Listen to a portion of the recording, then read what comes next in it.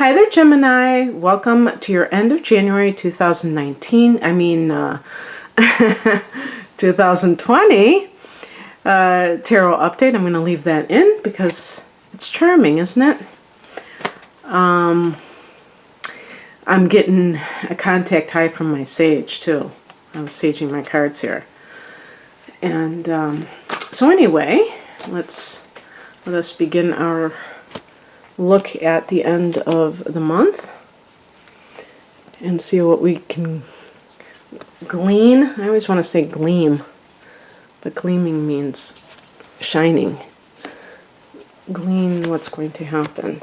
Okay, this is the challenge card. It doesn't matter how I pick it out here.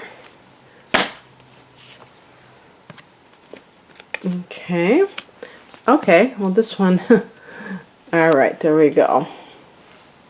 The reason, this is just my own personal, I don't call it bias, but I just feel like there are certain cards that I don't want to end a reading with, because it opens up other questions. It may, it doesn't seem like it kind of like resolves the reading. And so that's why, especially when the card can be seen as challenging, and a lot of the cards that are reversed, might be seen that way. So that's why. The heart of the matter is the Ace of Swords. So I don't know if this is a situation where you feel like stuck and you feel like you're wanting to know the truth about something. I know that feeling, I really do, where you're just not quite sure what the truth is. And it's almost like you feel as though somebody holds the key to you moving on, starting anew. Aces are beginnings. And it's like, usually this will take place in relationships, where somebody will, be like, they know that there are problems, but they just are holding out hope that these problems are temporary, or, that they're going to get resolved in some way. And sometimes, the other person understands that, and they kind of keep the person kind of jerked around. I'm sorry, I'm stoking my my sage to keep it going. And we'll look at the past position. We have the King of Wands. So this may be who you're dealing with. This could be a boss, though. And so if you have come to your boss with a question, can I get a raise? Can I do this? Can I have that job opening, the job that is opening up, and you're getting the runaround or something like that, that could be the case. If this is a person you're involved with, sometimes this can be the father of your child, or just someone. The King of Wands, I don't know if it's connected or what sign it's connected to. It's fire energy. So this is Aries, Sag, or Leo. I always think of Leo because of the, I think of royalty when I think of the kings. And so the point being that this person may be in a position where they feel like they have the upper hand. This is in the upright position, the King of Wands. So I don't necessarily get bad vibes from this person, but simply that I don't even get deceptive vibes. Maybe this is a new relationship, because let me look at this. This might be the real guy, and this is another guy. Now this is the challenge. King of Pentacles, and this is, I'm reading this as a reversed card. This would be like for a boss, somebody who is very obsessed with the money, the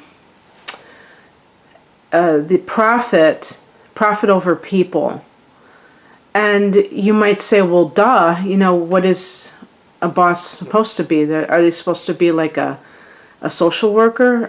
We know that that's what they're, especially if they own a business where they're really trying to turn a profit. But the thing is, they may treat their employees like pieces of meat, or, like less than human beings in a certain way. They may just regard them as, to use them for their own purposes, and then kind of like, okay, whatever, now I move on to the next, and things like that. And you might be a little bit taken aback and like, how can they do this? Well, it's really because they're looking at life from a very materialistic point of view. If this is a partner that you're with now, or, broken up with recently, that person may actually be, you may feel like they're lying to you about something. I don't know about cheating, but maybe this is about the finances in your home. Perhaps they have some kind of money issues that they have kept from you. And the King of Wands, it's possible that that person is much more above board. Fire energy, and this again is in the upright position, is very like what you see is what you get. Very like, how can I put it? I mean, I don't want to say spontaneous, but it's very like authentic usually. Fire signs. And of course, there are going to be exceptions to everything in life, but in general, that's what they stand for, is being sincere, truthful. And this is a breath of fresh air for you. This could be even like a father or a stepfather, somebody who is a new, when I say, I shouldn't say stepfather, if your mother's partner or your father is somebody that you've had problems with, if she has a new partner, that can be very good. But there's something, I don't know if it would have something to do with that type of a relationship, because the Ace of Swords is in the middle, so you're seeking truth. And the only thing I can say is that perhaps there was a will. And in those type of situations, there is some kind of murkiness, some kind of like, someone is not telling the truth and they're keeping it from you, perhaps. The King of Wands may actually be on your side. I don't know that it would be necessarily like a lawyer, but perhaps it's an uncle or someone who always maybe had that kind of, you've had an affinity with, and they see the situation, they can see how all the different factions are playing out, and are able to be supportive of you. The higher message, which is nice, excuse me, is the Nine of Cups, which is the card of wish fulfillment. So I really do get the feeling that that you're in a good place. Even if there's somebody like this King of Pentacles, maybe he's a narcissist. By the way, somebody wrote a comment under one of my videos where I was, talking about a narcissist. And they said he's always a narcissist when he doesn't want to be with you anymore. And I mean, it's kind of a clever statement, I guess you could say. But in terms of the validity of that, I don't think that that's true. I don't think that people just always automatically say that somebody's a narcissist because they're no longer in a relationship. It's the way that people regard one another. So just like I was talking about with the King of Pentacles in reverse, if there's one person in the relationship and they have a tendency to look at other people as means to an end, they're dehumanizing that person. They're not looking at them from the perspective of, hey, you are a valuable person in life. It's more like you're somebody that I can use for certain things, and that sort of thing. And that to me is not very kind-hearted, and it certainly isn't, the type of relationship you want to be in. So I thought that was kind of funny that he said that, because he kind of like revealed how a narcissist really thinks. What's coming in is the Three of Cups. This is a card of celebration. So just like that Nine of Cups, I mean, something good may happen where you feel like you're on cloud nine. Get it? Nine of Cups. And then you are, letting other people know, maybe taking them out to dinner and, toasting, whatever this is. Usually I associate this card with friends, but maybe it's even family members like sisters or cousins that have had your back in this dispute, if there is one. And I think even the Ace of Swords, it could be some kind of a legal dispute where it's like you versus somebody else, and it's like who has the greater credibility. And also, if it's not something, even like, let's say it's a divorce. The Ace of Swords, at first I thought it was you that may need to see the truth. Maybe it's that you will be seen as the truthful one. That you will be seen as the credible one. Because the thing that the Ace is about new beginnings, and like I said at the beginning of this reading, feeling stuck, feeling like you're looking for answers, and maybe there are people that are trying to protect themselves or get money with something, and they are using you as a means to exploit in some way.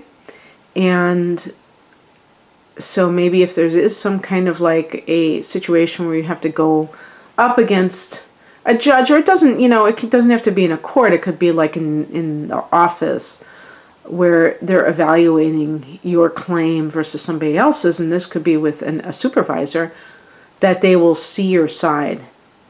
And the King of Wands may be one of your biggest supporters. Now, the outcome of this is the Queen of Wands in reverse. So I did pick an additional card. Now, this is associated with Sagittarius. I say Leo, but fire energy, but it's in the reversed position. So this is a woman who could be like, maybe this is the person that you're having problems with, and the King of Pentacles is the owner of the business and who holds the purse strings, but she is your supervisor. This person, I think will be seen for the shrew or harpy that she is, the drama queen, the one who is trying to control everything. She may be trying to keep you down because of her competitive spirit that's toxically competitive. If this is a will, and if this is maybe this is your father and his second wife, she may be showing her true colors, or they will be revealed. Like for instance, if the decision goes in your favor, where she is just like furious about that, and she just kind of like lets the mask slip for a second, and then everybody's like, wow, okay, well, this whole time this woman was claiming to be sweetness and light, and look at her now, that kind of thing. And so that will only validate you more, Gemini. So don't worry about the drama queen.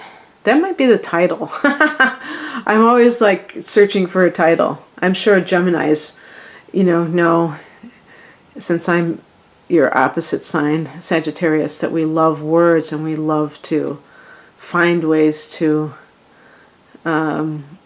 express ourselves in the best way possible. So I picked an additional card because of the upside down nature of that card, and I got the Death card. Well, there's the cheery ending to the reading, but actually, as I explained with another sign, the Death card is cheery because it means that the end of this particular situation is here, and this is all temporary. I think the Death card is like, this too shall pass. Just like if this is a probate issue, that person whose life,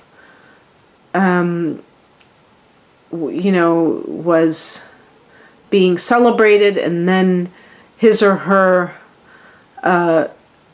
will was splitting up their money that they had, that kind of thing, their estate, calling it that.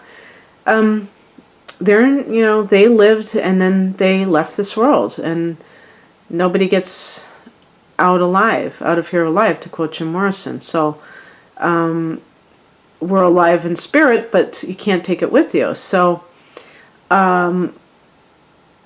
death is, they say death is a great equalizer, because it doesn't matter how wealthy you are, you're going to leave with zilch, but your soul is going to have a lot of experiences, new experiences on its hard drive.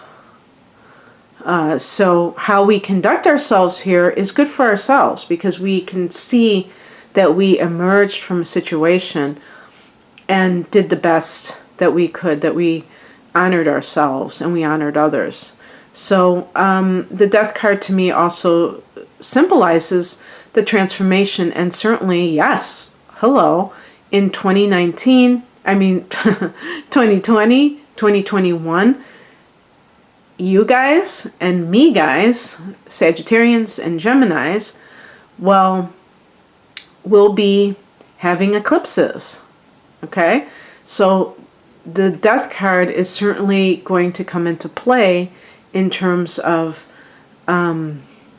transformation in our life at this particular time, with the nodes being connected to that in the transiting north node in your sign. So you're having a date with destiny. You're having, in the next 18 months, starting in the middle of the year, you're going to be having these experiences that your higher self wants you to experience. So it still is free will. It's just that it's coming from a higher level.